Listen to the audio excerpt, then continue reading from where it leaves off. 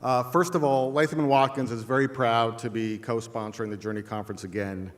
Out of the 22 years of this conference, this is now my 12th that I've been involved in, and it's a great pleasure. And particular thanks to Carmit and her team for doing such a really fantastic job at this event. So as we've already seen, one of the major themes of today's conference is artificial intelligence and how it will transform our world. Hollywood offers us several versions for how this could play out. In the darker version, we will have to fight for our lives to survive the robot apocalypse. In the lighter version, magical devices will improve our lives with things like handheld devices that instantly diagnose disease and Rosie the robot, cleaning our houses and mixing the perfect cocktail. But AI raises moral and ethical questions that we are now only beginning to understand. And how we tackle these issues today will have a dramatic impact on which of Hollywood's visions will prevail in the future. The premise of my short discussion today is that AI needs to be regulated. The question is, who will write the rules for AI and what will they look like? In the so-called trolley problem, let's look at an example. In the so-called trolley problem, an autonomous vehicle is going to hit two people crossing the road, but has the opportunity to divert at the last second and only hit one person. What if the choice is between an elderly person or a child? Which one do we program the vehicle to hit? And what if we replace humans with cars in this experiment? Do we program the vehicle to hit more expensive cars or cheaper cars?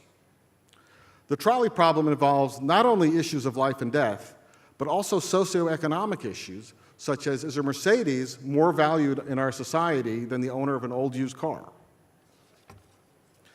But an even more fundamental question is, how will we use AI? Artificial intelligence is neutral, but how we use it is not. Just like a hammer can be used to build a house or hit someone on the head, AI machines such as drones can be used to spy or kill, or on the positive side, deliver emergency aid to disaster zones or monitor crops. AI basically can be programmed to create or destroy. So how will we decide to use AI to make it more of a force for good? Well, regulation is a starting point. And how we deal with regulation requires forward thinking. More than 70 years ago, the great science fiction writer Isaac Asimov gave us a roadmap with his 3 laws of robotics. The gist of Asimovs Laws is that robots should not be allowed to harm humans. Today, of course, we're not following Asimovs Laws. Attack drones are just one example. In addition, Asimovs Laws failed to grapple with the most challenging feature of AI, namely what experts refer to as recursive self-improvement. In other words, machines will have the ability to develop their own code in a black box and eventually program out the very ethical laws that we program into them. The machines will literally develop minds of their own that we can't control. This is a longer-term problem that we don't have great answers for yet, but it also raises short-term issues that underscores the need for regulation. By way of example, learning algorithms are increasingly being used to make life-impacting decisions, such as hiring and firing employees and creditworthiness on loan applications.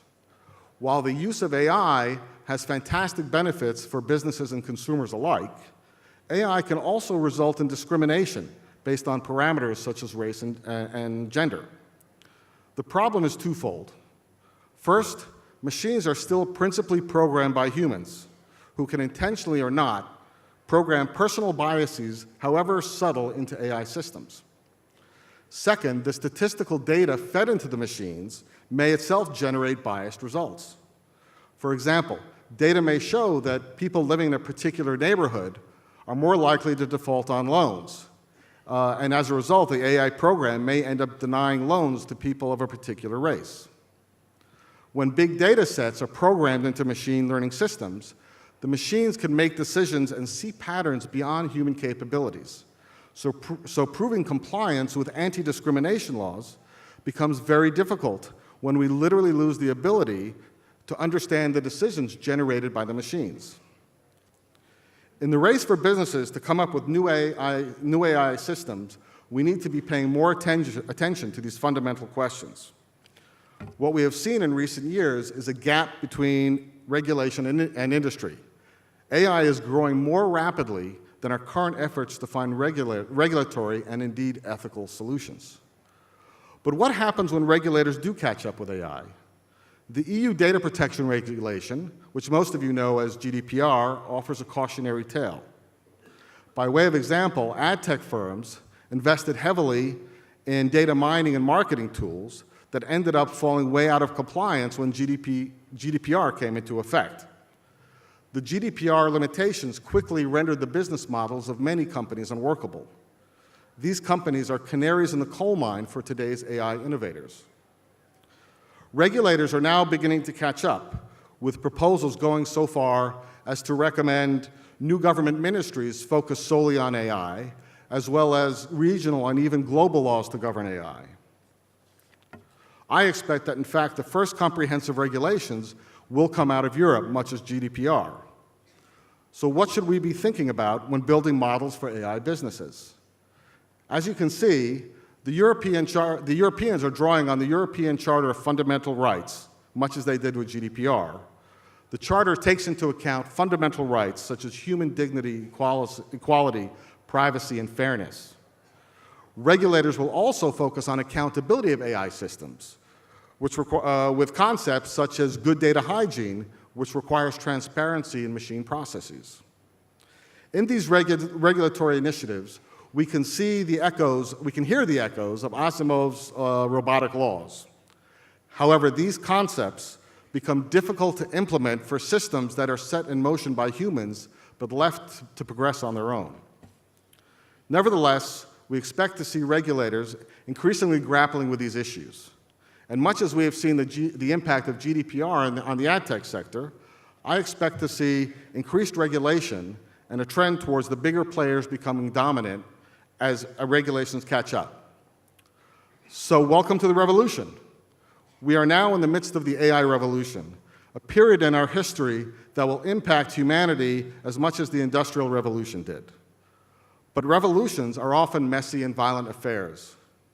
One of the problems we face is that our capacity as humans to develop technologies, particularly destructive technologies, often seems to be advancing more rapidly than our collective moral and ethical evolution. AI can be a force for human advancement or destruction. Therefore, our responsibility today is to forge AI into a positive force for the future. That means building moral and ethical questions into our AI business models and working together with regulators to build a framework that protects our values as humans.